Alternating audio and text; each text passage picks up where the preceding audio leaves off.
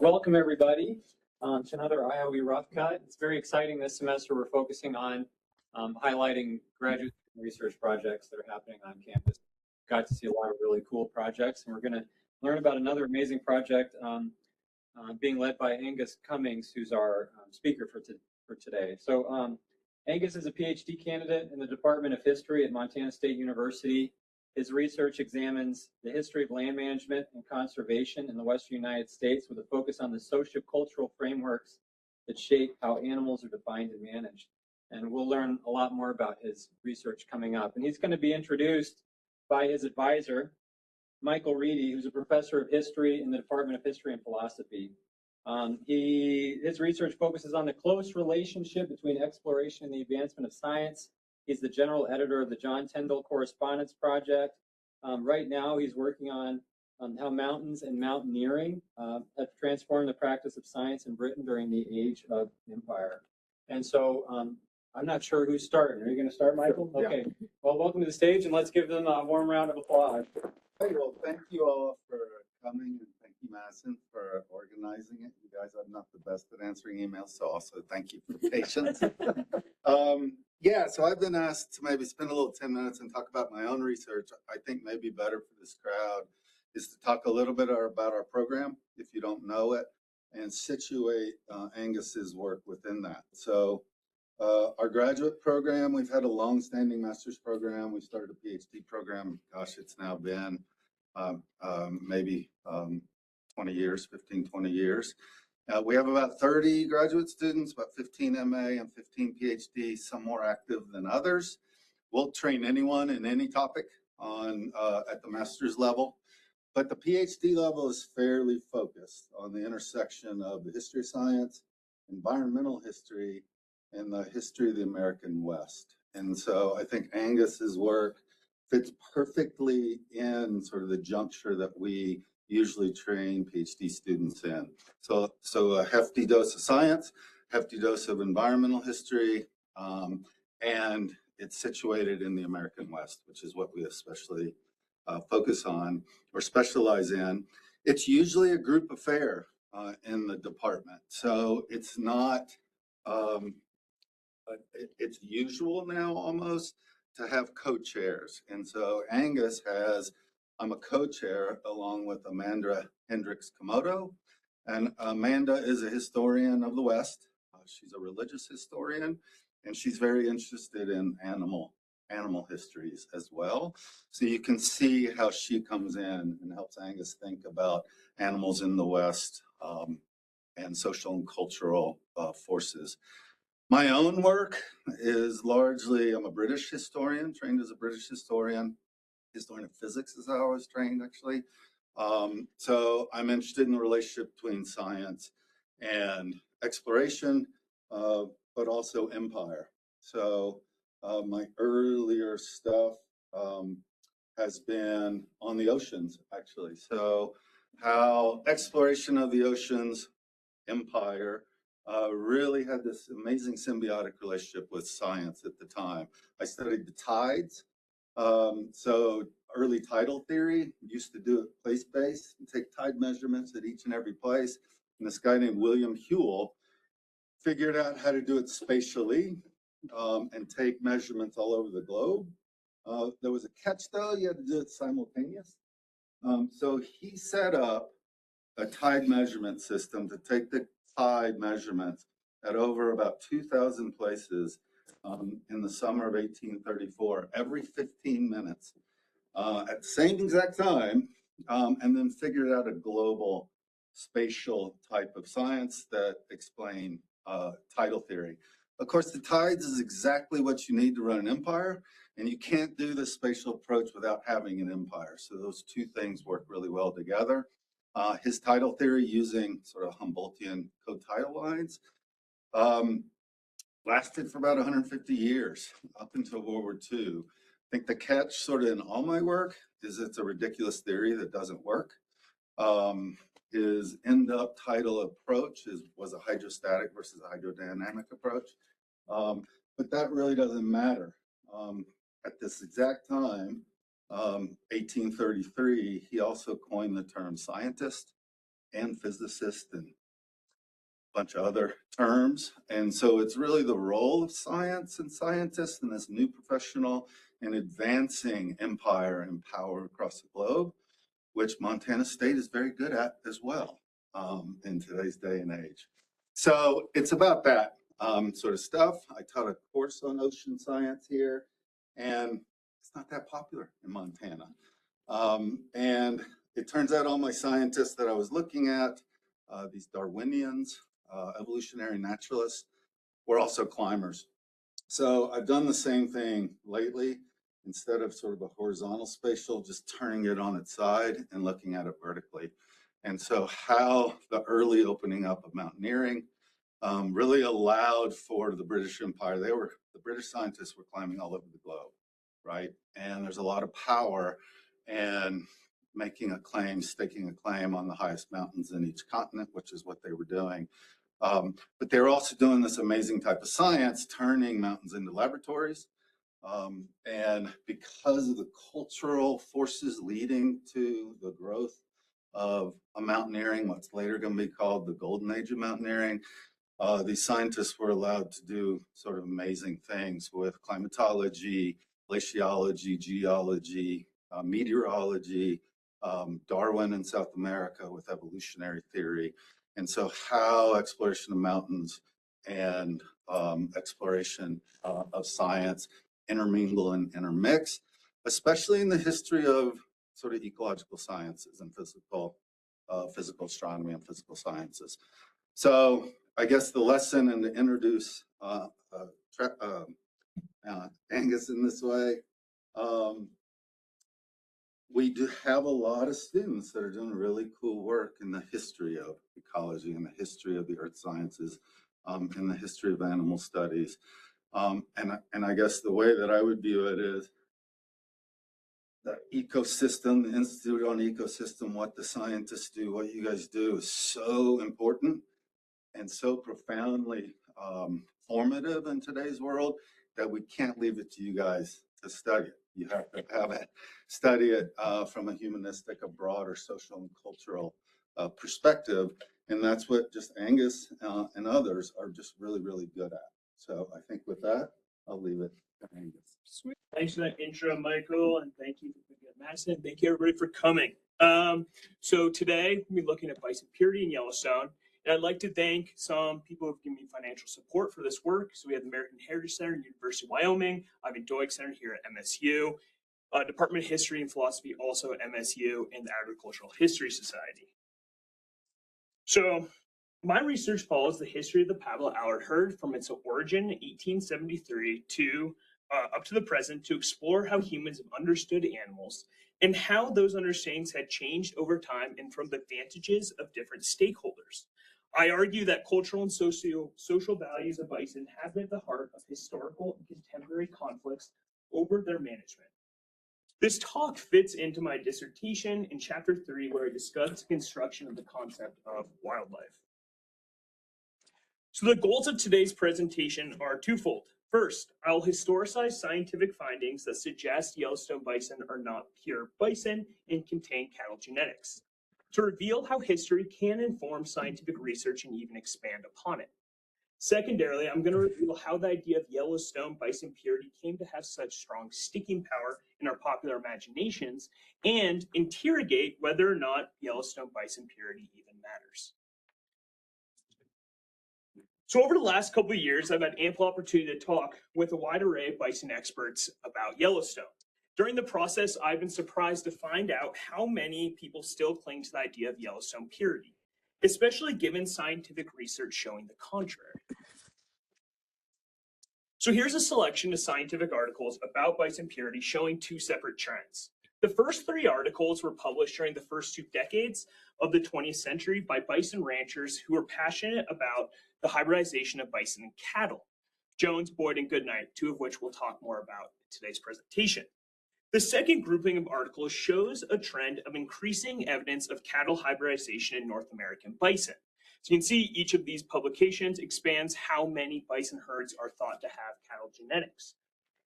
We're going to focus a lot on Stroop's 2022 publication that suggests that all bison herds, including that of Yellowstone, have at least some cattle genetics. So the history of Yellowstone's bison is a lot more complex than many people realize. To put this chart together, I've relied on the work of previous historians. Letters, advertisements, government reports, railroad receipts, oral histories, telegraph notices, and accounting books to put together an idea of how these animals moved throughout the late 19th and early 20th century. Even after all this research, I without a doubt lost bison transactions along the way. Today, I'm going to take you on a simplified path, signaled in the chart by the emboldened names, to show you why Yellowstone bison have cattle genetics and why I believe we can trace the origin of those genetics to the Pablo Allard herd and not the Goodnight herd. Then I'm going to tell you the history of purity and how it became, or a history of purity, and how it became associated with bison. So here we go. Since the creation of Yellowstone National Park, settler society has treated Yellowstone bison with a degree of exceptionalism. 19th century settlers believed Yellowstone was home to the last remaining population of mountain bison, which formerly ranged throughout the northern Rockies to the Pacific Northwest. In 1911, the famous naturalist writer Clarence Hawkes described these unique buffalo as compact, darker, and capable of scaling near vertical rock walls like a bighorn sheep. This is obviously an exaggeration, probably due to the fact that Hawkes had never seen these animals, but is representative of these ideas that started to surround them. During the 1960s and 70s, a research biologist named Mary Marr, who is still one of the most commonly cited historical sources on Yellowstone bison, claimed that Yellowstone bison were in fact a mountain subspecies of plains bison.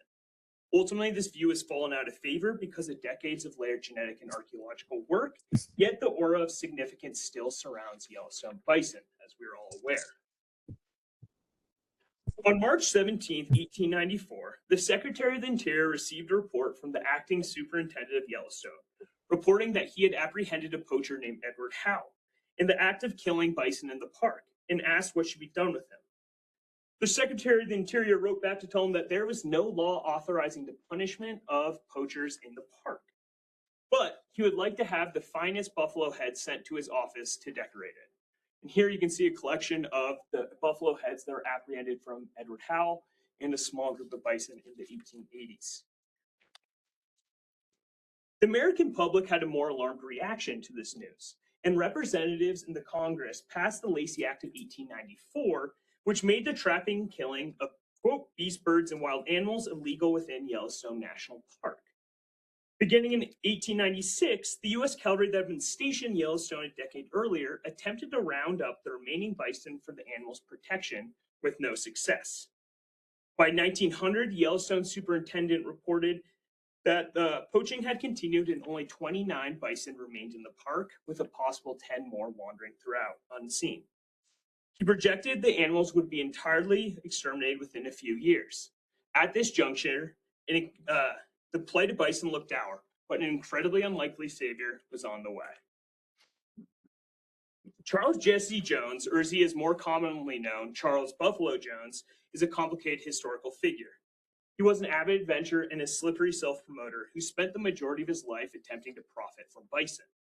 His contemporaries also often noted how he would color the truth with what they termed as embellishment. In the 1870s, Jones stopped farming in Kansas to chase profit and excitement while hunting bison in the West, where he earned his moniker Buffalo Jones. By 1879, Jones stopped buffalo hunting because the central and southern plains were all but emptied of the animals. Around this time, two brothers named James and William Fulton recognized opportunity in Jones' talent for self-aggrandizement and hired him to promote their land claims to homesteaders. Jones did them one better and somehow convinced the Atchison, Topeka, and Santa Fe Railroad to build a station on those claims. This business brought Garden City, Kansas into existence, and Jones became the first mayor. In 1886, his attention was drawn back to bison, and he managed to capture 14 calves from the southern plains to create a new herd that he bulwarked with additional animals from breeders across the continent. He then began buying up bison hybrids and attempted to breed his own. He widely promoted the potential of these animals through journals, newspapers, and personal connections, which permanently associated his name with the catalo. By 1893, but Jones's buffalo and cattle experiments failed to bring him the wealth he envisioned, and he was forced to sell off the majority of his animals. Yet he had built up a reputation as a bison expert, which he would leverage to get a job at Yellowstone National Park. Here you can see 3 photos of Buffalo Jones. What's most striking is that he looks exactly like Uncle Sam, and he was a cattle breeder, and you can see him presented as a savior of the bison against wolves and as such. He's proto-conservationist in that way. In 1896, Jones caught word of the U.S. cavalry's attempt to round up Yellowstone bison, and he wrote to the Secretary of the Interior offering his assistance for a significant fee. The Secretary showed little interest and soon retired, but a determined Jones was not discouraged, and he made several trips to Washington, D.C. to petition for his involvement in the Yellowstone bison affair. In 1901, the Secretary of Interior, the Yellowstone Superintendent, John Pitcher, wrote that, quote, "It may be necessary to introduce some new blood in this herd, and possibly it may be well to start an entirely new one, and keep it under fence, turning the animals loose gradually as the herd increases." In 1902, President Roosevelt and Congress raised $30,000 to put this plan in effect. Jones' petition also came to fruition with his appointment to Yellowstone's first game warden position. Several historians have suggested Jones got this appointment because of his friendship with Roosevelt. However, Roosevelt's letters show that while he tolerated Jones, he was always quite skeptical of him. That same year, Superintendent Pitcher wrote that the new bison would likely be an improvement on the wild animals, and that, quote, "It is our intention to feed and handle a new herd of buffalo in the same manner that domestic cattle are handled in this country."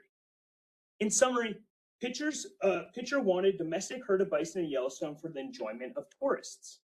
While not the focus of today's talk, this leads to a point addressed in my dissertation, that the concept of wildness and wildlife are always and have always been malleable.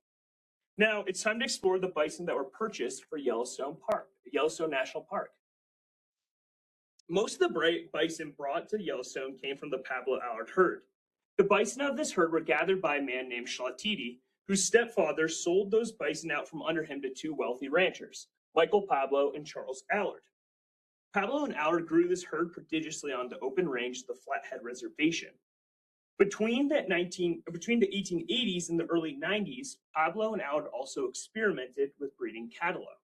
Several newspapers and journal articles stated that Pablo and Allard created their hybrids by bringing bison bull calves and cattle cows to an island in the middle of Flathead Lake, Wild Horse Island, where apparently they hybridized.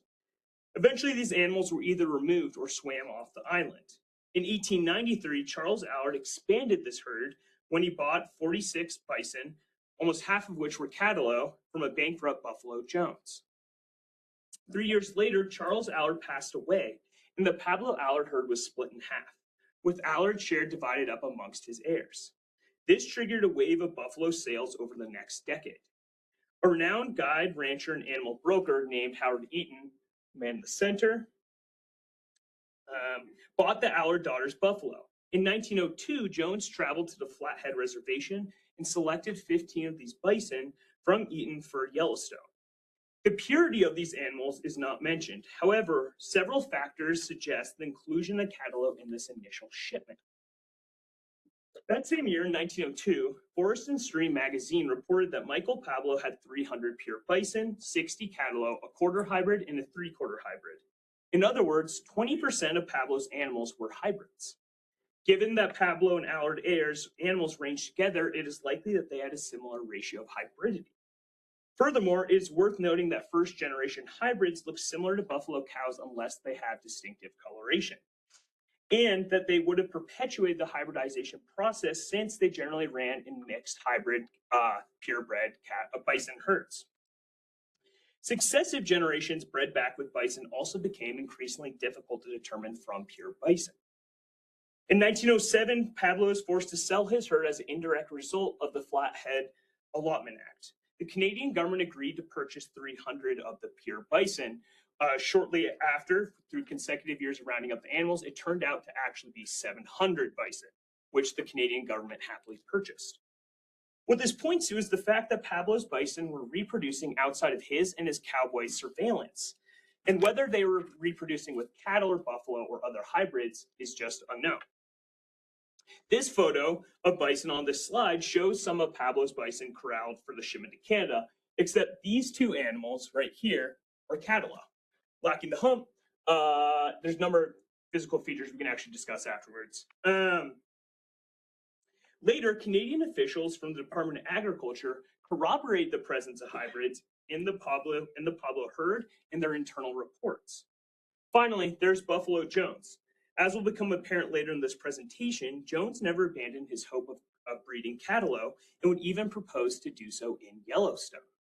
It would, of course, be a lot easier for him to do so if he started with hybrids instead of having to create his own. Charles Jones also orchestrated the purchase of 3 bison bulls from a man named Charles Goodnight. The man top left. Goodnight is a name synonymous with the Wild West. To name a few of his claims to fame or infamy, he co-invented the chuck wagon, set the first major cattle drive trail, served as a Texas Ranger, played a central role in the Peace River Massacre, organized the capture of Billy the Kid, and preserved the remnant of the once great southern buffalo herd. In 1876, Goodnight captured 32 calves and bought a sizable number from fellow ranchers to build a significant bison herd. He ran his buffalo like a cattle operation and applied scientific breeding to his effort at raising cattle, whose numbers dwarfed his peer animals. Here you can see a hybrid bull and a hybrid calf. A hybrid cow. I'm not sure about that calf, but those are 2 good examples of what that might look like. So the 2022 Stroop et al. Publication considered the Goodnight bison bulls as a potential source of Yellowstone cattle introgression.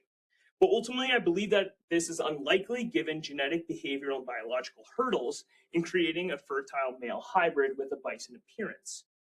F1 and F2 male hybrids rarely survive birth and are always infertile, with the possible exception of one raised in the 1960s in Montana by a man named Jim Burnett.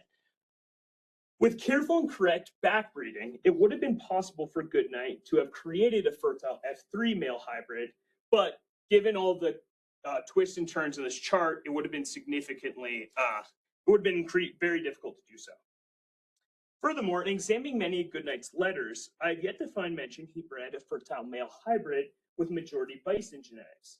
In fact, in his letters, he only expressed interest in breeding hybrids with majority cattle genetics for their agricultural potential.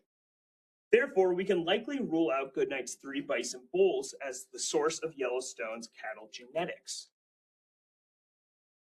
Initially, Jones had hoped to purchase an additional 6 or 7 bison from a man named Mr. Whitney.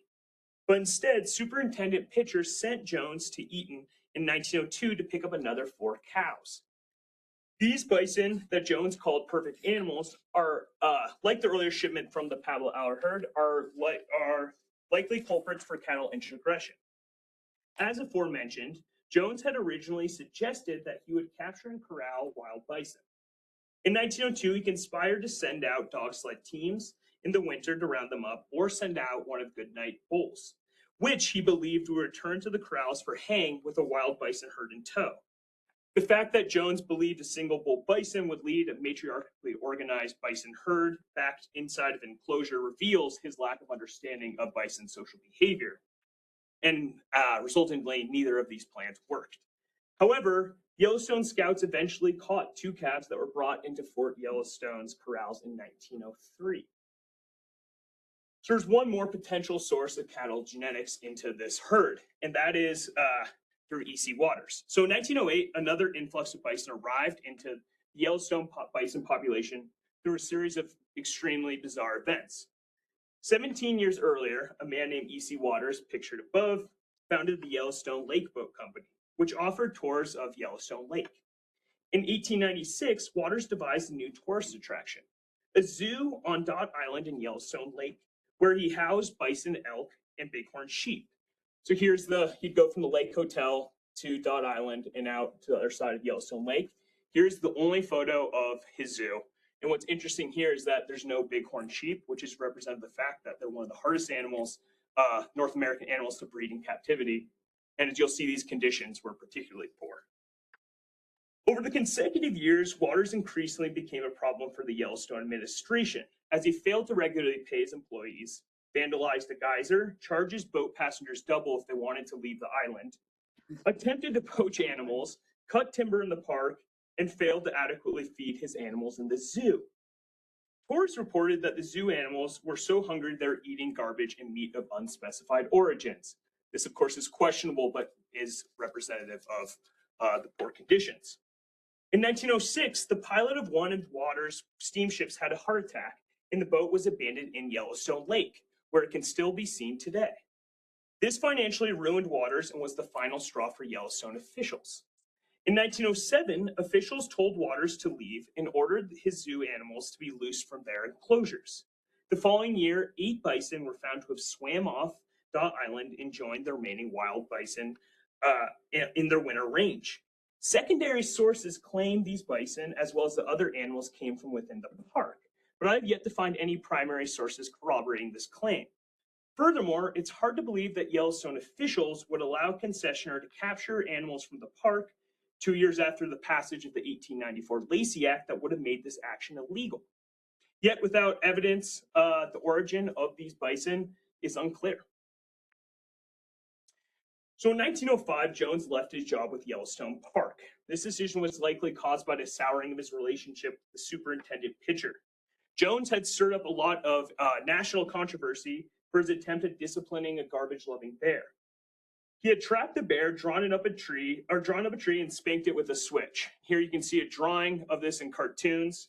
It is worth noting that the strategy did not work, and newspaper records record that the bear is said to have returned to eating more garbage. Jones also loved to hunt mountain lions, a pastime which, according to the historian Paul Schollery, Jones rationalized to park officials by claiming that the 300 lions in the park killed about 3 animals a week, which would have amounted to 46,800 animals a year.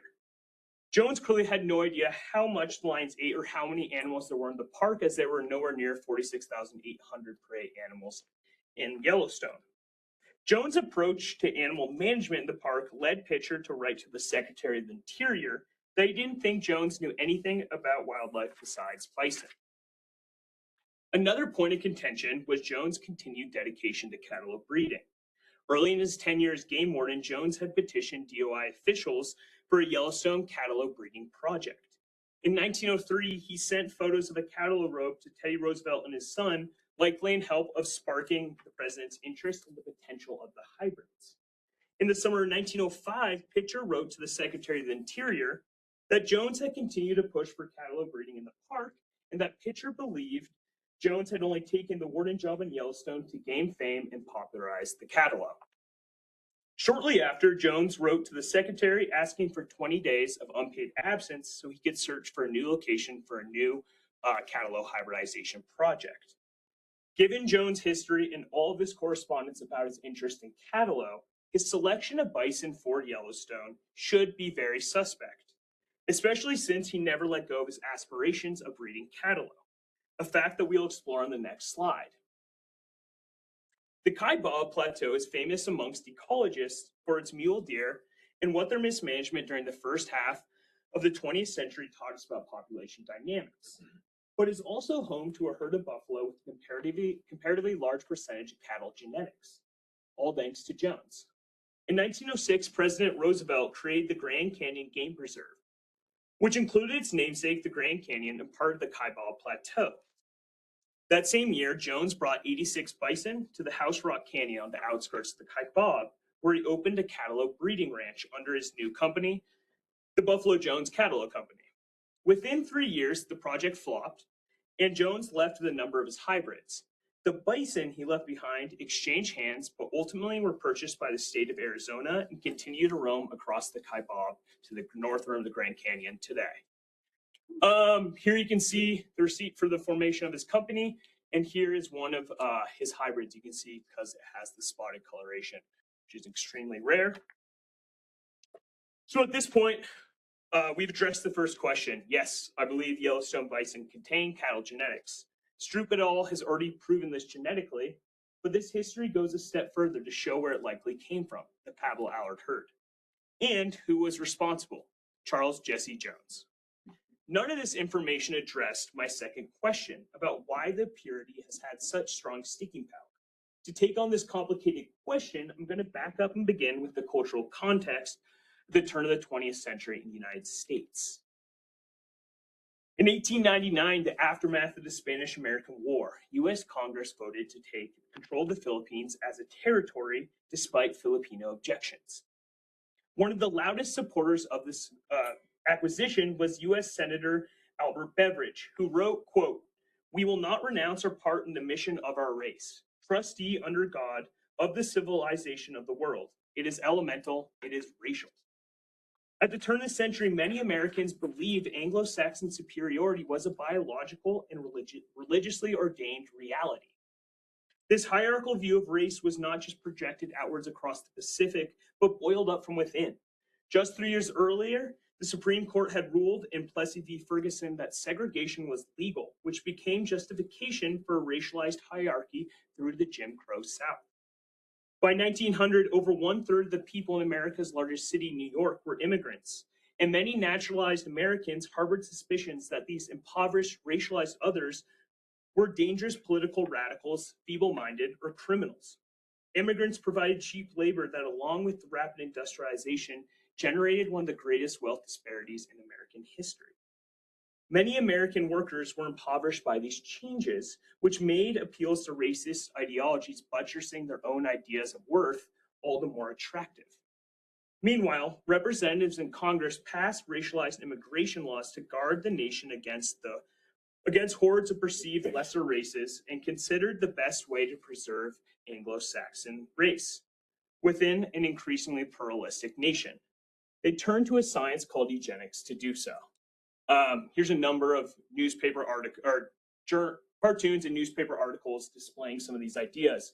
You can see Uncle Sam driving a cannon car, I guess it'd be a tank, with progress on it. It's talking about the yellow peril and ideas of Chinese immigration. Here you have a bunch of Jim Crow era displays of children shown to be Hawaii, Cuba, and the Philippines being happy to be part of the United States. Notice that they're made infantile. And you have Uncle Sam drawing out the dregs and the worst of European society while leaders of those nations are cheering on. These racist ideas were commonly seen within popular media. So turn-of-the-century scientists treated race as a biological fact, not dissimilar to how contemporaries considered a speciation of organisms. Anglo-Saxon superiority appeared to be self-evident through political and economic dominance of Western nations across the globe. Scientists explained the situation through the misunderstood maxim of survival of the fittest embedded within Darwinian evolution, and through Mendel's genetics that pointed to heredity as a key to success.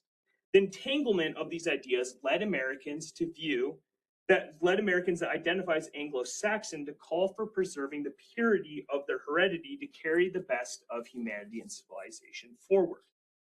They turned to eugenics to carry out this mission, with the implementation of scientifically backed policies supporting the reproduction of racially desired individuals and the forced sterilization of the inverse. Of course, this scientific understanding of hereditary value denied the role of history that reproduced inequality within society and between peoples. Meanwhile, the natural sciences were just beginning to take shape in the United States as formalized disciplines within universities informed by peer-reviewed journals and intellectual societies. These institutions and organizations set the cornerstones of contemporary fields such as zoology, biology, and later ecology. Of course, the science of eugenics crossed these loosely construed disciplinary boundaries and omnipresent racialized sets of assumptions such as the importance of purity infiltrated and was reproduced within these new scientific fields, which has lasting marks on how we think about the living world.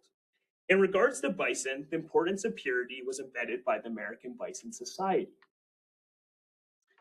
In December 1905, a group of conservation-minded individuals met at the Bronx Zoo to form the American Bison Society, with the express purpose of preserving the animal from extinction.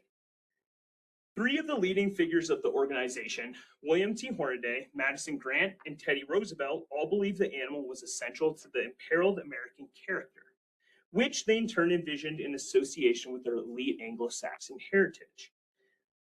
Roosevelt saw wilderness as an essential place for men to prove masculinity and to escape the effeminate urban spaces. He also was the loudest voice in the national arena, warning about the dangers of racial suicide if Anglo-Saxon women failed to reproduce an abundance of children.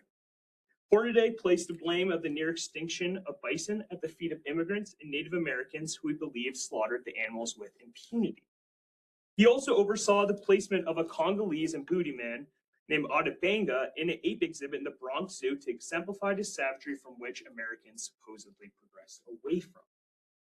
Madison Grant wrote a book called Passing of the Great Race that called on Americans to prevent the mongrelization of the superior Nordic race. This book was cited by Nazi war criminals during the Nuremberg trial as evidence of American hypocrisy and received Hitler's praise as, quote, his Bible.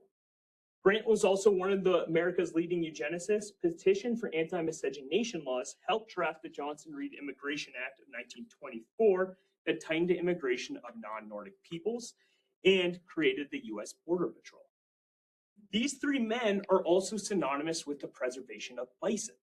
Their breeding of bison, outreach for the cause of the animal, and their petitioning of the federal government for the creation of refuges were all instrumental for the success of the animal's conservation. Hornaday and Grant also helped organize and publish an annual census of Plains bison, and in these publications, they clearly delineated which bison were pure, and unlike Jones or Goodnight, they were emphatic that they were only interested in preserving those pure specimens. Their association with major scientific institutions and their distribution of bison across the nation standardized this preference for pure bison that in effect washed away the memory of many of Bison's cattle heritage. So now I want to return with the final strange through line. Going to return to a final strange through line by returning us to an earlier slide about scientific findings on bison breeding. The American Breeders Association, where Charles Jones and Charles Goodnight, as well as Moses Boyd, published their catalog work, was founded in 1903 for, quote, the devising of new plans for captive breeding and the organization of those projects which lead towards improved plants, animals, and men. In 1914, the American Breeder Association changed its name to the American Genetic Association and rechristened its journal the Journal of Heredity. Coming full circle, the Journal of Heredity has been the platform for a sizable chunk of genetic research on Yellowstone bison. Until the mid-century, many of the Journal of Heredity's articles discussed how to improve people through better breeding. Here's a smattering of publications by the American Breeders Association and later the Journal of Heredity, discussing concepts of hybridization and purity through the lens of the increasingly popular field of eugenics. The central image is from an article discussing the possibility of using the Philippines territory as a laboratory to understand racial crossbreeding of people. In his article, How to Improve Race and Is Race Suicide Possible?, the famous inventor Alexander Graham Bell, whose own mother and wife were deaf, wrote about the danger of weakening the race by allowing people with disabilities, including the deaf, to reproduce. Fritz Lenz, whose studies of racial heredity were central to the scientific backing of the Nazi Party's preference for the Nordic race, wrote an article titled Eugenics in Germany that expounded on the shared racial threat that faced the United States and Germany. The list goes on and on. In the aftermath of World War II, eugenics was widely accepted as pseudoscience, and race was largely acknowledged as a socio-cultural construct. In the decades since then, ideas of purity in relation to the conceptions of race and superiority in humans have continued to appear. Today, however, most, but unfortunately not all people agree that valuing people according to purity, attempting to uplift undesirable people through hybridization, or eliminate unwanted hereditary traits through sterilization is wrong. This is not the case for bison or other animals. We still draw reductionist lines of difference between organisms with the admittedly vague notion of speciation. Meanwhile, purity continues to have an important role in how we understand non-human organisms because the valuation of animals, such as bison, according to notions of purity, is not seen as morally or culturally repugnant. Instead, purity serves to reinforce our notions of how the natural world is ordered within a taxonomic system. The danger of the ideology of purity is twofold. First, purity is a zero-sum game that operates along the line of the one-drop rule. And this lack of flexibility forces humans to take increasingly drastic measures to ensure purity in a rapidly changing world. Secondly, as this history has shown, the idea of purity is both deeply embedded in natural sciences and that its use as a metric valuation of living things can easily spread across the human-animal barrier. So in summary, I hope to convince you, A, that Yellowstone bison are not pure animals, and B, that ultimately you shouldn't care that that's the case. That's what I got.